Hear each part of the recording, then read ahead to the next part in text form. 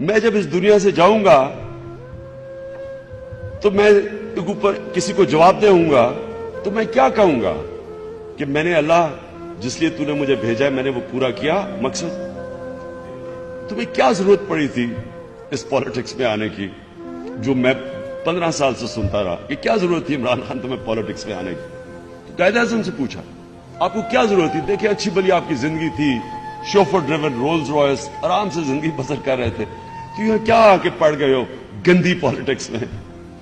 تو قائد اعظم نے کہا کہ جب میں اس دنیا سے جاؤں گا اور اپنا اللہ کے سامنے کھڑا ہوں گا تو میں صرف اللہ سے ایک چیز سننا چاہتا ہوں کہ اللہ مجھے کہے کہ well done mister Jinnah, you tried your best.